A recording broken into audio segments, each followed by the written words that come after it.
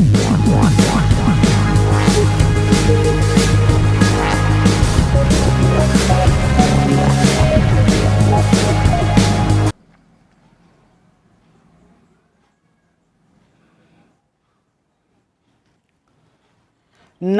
विद्यार्थी मित्रांनो, मी चंद्रकांत लांडे स्वागत करतो तुमचं आपल्या लाडक्या यूट्यूब चॅनलमध्ये।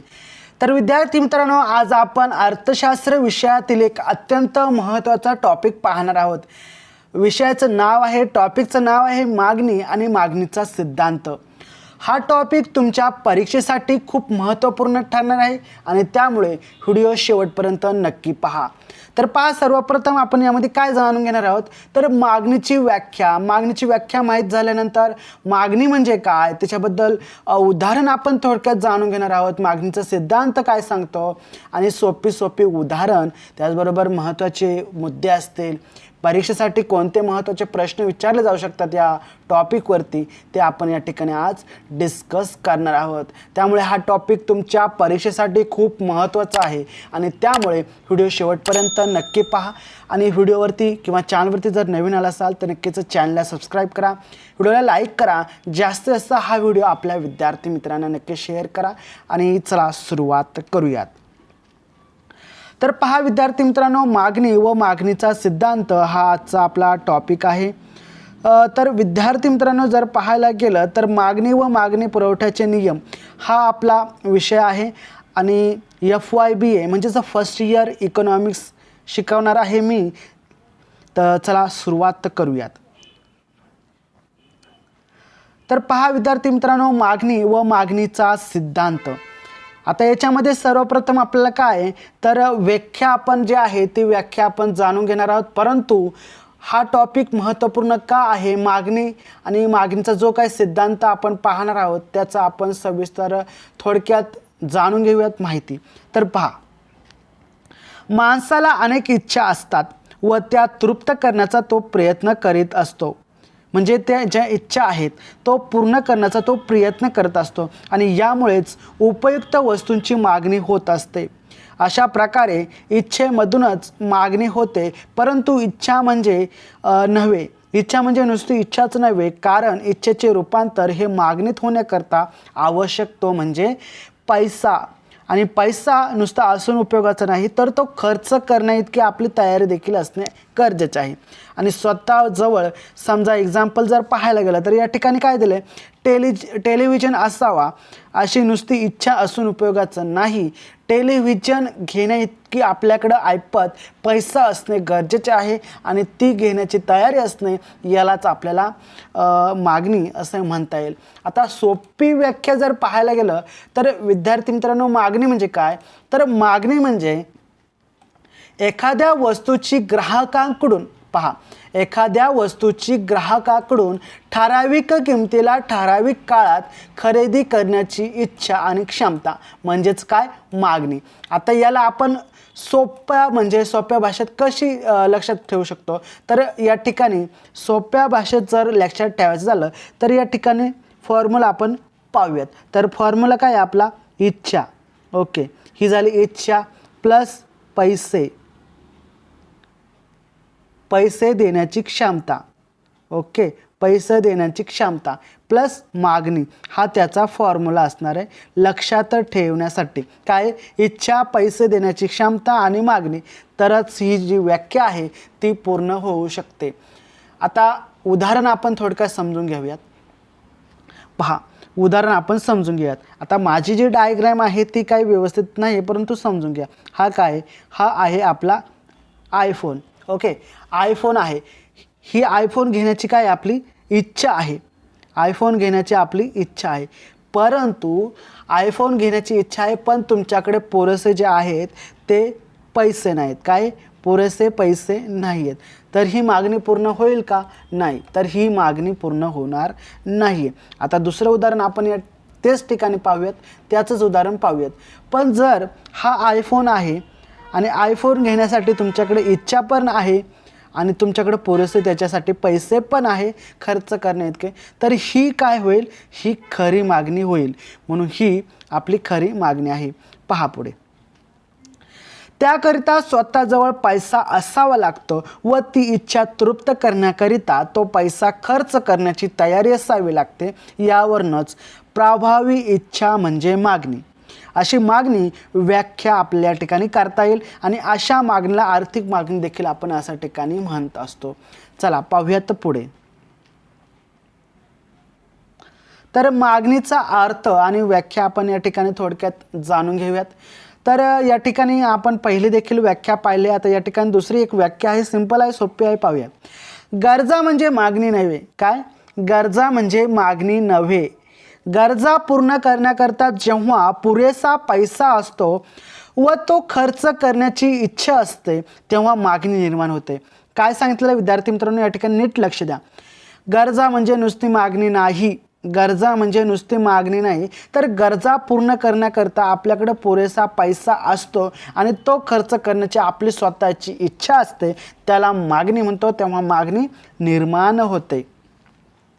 पैसा आहे पण तो खर्च करण्याची तयारी नसेल तर त्या ठिकाणी मागणी पूर्ण होईल का विद्यार्थी मित्रांनो? नाही, मुळीच होणार नाही. कारण का? पैसा असून उपयोगाचा नाही, परंतु पैसा असून तो खर्च करण्याची आपली जी तयारी असते त्याला आपण त्या ठिकाणी मागणी तयार होतं, त्याला आपण मागणी म्हणतो. परंतु खर्च करण्याची जर तुमची तयारीच नसेल तर त्या ठिकाणी मागणी पूर्ण होईल का मित्रांनो? नाही होणार. तसेच खर्च करण्याची तयारी आहे पण जवळ पैसा नसेल तर ही देखील मागणी पूर्ण होणार नाही. काहींची काय असते, मला आयफोन घ्यायचे, मला किंवा काहीतरी वस्तू घ्यायचे, परंतु जवळ जे काय आहे ते पैसा पुरेसा नाही, तेव्हा त्या ठिकाणी मागणी पूर्ण होईल का? तर मुळीच मागणी पूर्ण होणार नाही. असं कोणी सांगितलं आहे? हार्वे यांच्या मते. ओके, चला पुढे पाहूयात. आता थोडक्यात मागणीची वैशिष्ट्ये आपण या ठिकाणी पाहूयात. मागणीची वैशिष्ट्ये काय सांगतात? तर मागणीच्या वस्तूंच्या किमतीशी व वेळेशी संबंधित असतो. ह्यावरून मागणीची पुढील वैशिष्ट्ये आपल्याला दिसून येतात. त्यामध्ये पहिला वैशिष्ट्य आहे किंमत. किमतीच्या व मागणीचा संबंध हा अतूट आहे. किंमत आणि मागणी यांचा संबंध काय आहे? तर अतूट आहे. बाजारपेठेची वस्तूकरिता 1 लाखाची मागणी आहे आणि या म्हणण्याला काही अर्थ नाही, कारण कोणत्या किमतीला ही मागणी आहे हे सांगितलं नाही तर या ठिकाणी ती जी किंमत आहे ती ठराविक ठरणार नाही आणि मागणी जी आहे ती पूर्ण होणार नाही. उदाहरणार्थ जर पाहायला गेलं तर 10 रुपये नगाप्रमाणे 1 लाखांची मागणी केली आहे असं सांगणं या ठिकाणी आवश्यक आहे. दिवस, त्यासाठी काय करावं लागेल?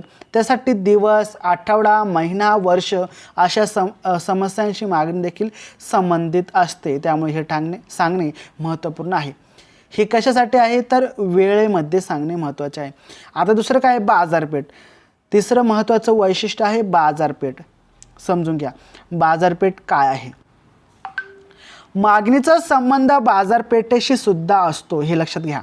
या ठिकाणी बाजारपेठेचा अर्थ अगदी साधा आणि सोपा असून तो विक्रेते यांच्याशी संबंधित आहे, म्हणजे घेणारा आणि विकणारा याच्याशी संबंध आहे.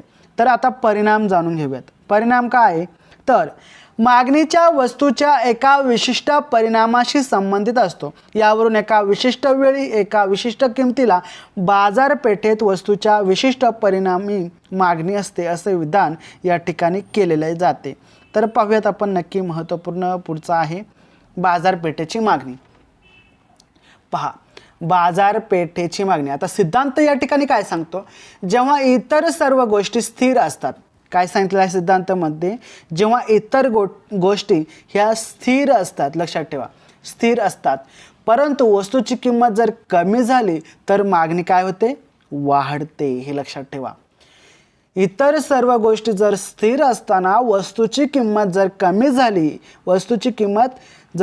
झाली तर मागणी काय होते? वाढते. हे लक्षात ठेवा विद्यार्थी मित्रांनो. खूप महत्त्वाचं या ठिकाणी आपण सिद्धांत पाहत आहोत. एकूणच सर्व उपभोक्त्यांच्या मागणीची बेरीज म्हणजे बाजारपेठेची एकूण मागणी असं देखील होईल. आता या ठिकाणी उदाहरण थोडक्यात आपण समजून घेऊयात. जसजशी वस्तूची किंमत घटत जाते, काय? जसजशी वस्तूची किंमत ही काय घटत म्हणजे कमी होत जाते, तसतशी पहिल्या, दुसऱ्या व बाजारपेठेची एकूण किंमत जी आहे ती वाढतच जाते. अशा प्रकारे वस्तूची किंमत, होणारी मागणी याचा संभाव्य व्यस्त आहे हेच आकृतीमध्ये दर्शवले जाते. आता आपण उदाहरणामध्ये जाणून घेऊयात. उदाहरणार्थ एक चॉकलेट आहे. काय आहे? एक चॉकलेट आहे. आता चॉकलेट, जर चॉकलेटची किंमत ही बाजारामध्ये, हा चॉकलेट आहे आणि चॉकलेटची किंमत काय आहे बाजारामध्ये ही 50 रुपये असेल. किती? 50 रुपये असेल. आणि तीच किंमत जर आता कमी लोक खरेदी करतील, कारण 50 रुपये ती लोक कमी खरेदी करतील. जर किंमत ही चॉकलेटची 20 रुपये ऑफरमध्ये झाली तर त्या ठिकाणी काय होईल? जास्त लोक खरेदी करतील. काय? जास्त लोक. आणि त्या ठिकाणी काय होते? त्याच ठिकाणी म्हणजेच किंमत कमी झाली तर मागणी वाढते. लक्षात घ्या, किंमत कमी झाली. किती? 50 रुपये होते आधी. लक्षात घ्या विद्यार्थी मित्रांनो, आधी किंमत किती होती? 50 रुपये होती. तेव्हा मागणी घटतच चालली होती. आता किंमत किती होती? 20 रुपये केली ऑफर लावून, तर मागणी काय आली? वाढतच चालली. हे लक्षात घ्या. प्रत्येक आकृतीतील मागणी वक्र हा वरून खाली डावीकडून उजवीकडे उतरणारा म्हणजेच ऋणात्मक उताराचा दर्शवलेला आहे. कारण वस्तूची किंमत व वस्तूची मागणी यांचा सहसंबंध हे व्यस्त आहे. तर विद्यार्थी मित्रांनो, आपण या ठिकाणी बऱ्याच संकल्पना देखील जाणून घेतलेल्या आहे, परंतु त्यामध्ये जर पाहायला गेलं, पहा, समजून घ्या विद्यार्थी मित्रांनो, आपण या ठिकाणी आता बरेचसे संकल्पना जाणून घेतलेल्या आहे. जसे की मागणी व मागणीचा सिद्धांत असेल, मागणीची व्याख्या असेल, मागणी कशाला म्हणतात, तर मागणी म्हणजे काय, आणि लक्षात ठेवायचे आपण ट्रिक देखील जाणून घेतलेलं आहे. काही उदाहरण, जसे की मी आयफोनचं उदाहरण दिलं होतं, ते देखील आपण या ठिकाणी जाणून घेतलेलं आहे. मागणीचा सिद्धांत देखील आपण जाणून घेतला. त्यामध्ये सोपं उदाहरण आपण चॉकलेटचं पाहिलं होतं. जर चॉकलेटची किंमत बाजारामध्ये 50 रुपये असेल, त्यावेळी मागणी ही कमी असते, घटत जाते. परंतु त्याच चॉकलेटची किंमत जर 20 रुपये झाली तर ती मागणी काय होते? वाढत जाते. हे देखील आपण या ठिकाणी जाणून घेतलं. आता महत्त्वाचे मुद्दे आपण या ठिकाणी जाणून घेऊयात. महत्त्वाचा मुद्दा काय आहे? तर मागणी आणि किंमत यांच्यात उलटा संबंध असतो. हे लक्षात घ्या. मागणी आणि किंमत यांच्यात उलटा संबंध असतो. हा पहिला महत्त्वाचा पॉईंट. दुसरा, हा सिद्धांत क्रायटेरिया म्हणजे या अटीवरती आधारित आहे, म्हणजे इतर गोष्टी ज्या बदलत नाही त्या यावरती आहेत. आता या ठिकाणी काय आहे, तर महत्त्वाचं परीक्षेला येणारे महत्त्वाचे प्रश्न आहेत ते आपण या ठिकाणी जाणून घ्यात. सर्वात महत्त्वाचा प्रश्न परीक्षेला येणारा काय, तर ती असणारी मागणीची व्याख्या. त्यामुळे सर्वात विद्यार्थी मित्रांनो, मागणीची व्याख्या जी आहे ती पाठ करून ठेवा. ही परीक्षेला विचारली जाणार आहे. मागणीची व्याख्या हा पहिला प्रश्न आपण पाहिला. मागणीचा सिद्धांत काय आहे, हा दुसरा महत्त्वपूर्ण प्रश्न. मागणीचा सिद्धांत हा उदाहरणासह स्पष्ट करा, हा तिसरा प्रश्न. आणि चौथा प्रश्न या ठिकाणी आपला तयार होतो, मागणी आणि किंमत यांचा सहसंबंध स्पष्ट करा. त्यानंतर काही ऑब्जेक्टिव्ह, मागणी वाढते, किंमत टिंबटिंब कमी किंवा जास्त होते, हे तुम्हाला विचारले जाऊ शकतात. आता या ठिकाणी आपण निष्कर्ष घेऊयात. निष्कर्षामध्ये काय आहे, तर मागणी म्हणजे काय, मागणीची व्याख्या, मागणीचा सिद्धांत आणि परीक्षेला येणारे प्रश्न हे आपण या ठिकाणी जाणून घेतलेले आहेत. तर विद्यार्थी मित्रांनो, तुम्ही जर शेवटपर्यंत हा व्हिडिओ पाहिला असेल तर नक्कीच धन्यवाद, थँक्यू. जर तुम्हाला हा व्हिडिओ आवडला असेल तर लाईक, सबस्क्राईब आणि तुमच्या मित्रांबरोबर हा व्हिडिओ शेअर करायला विसरू नका. आणि अशाच नोट्ससाठी चॅनलला सबस्क्राईब करून बाजूचे बेल आयकॉन देखील ऑलवरती सेट करा. जय हिंद, जय महाराष्ट्र, वंदे मातरम.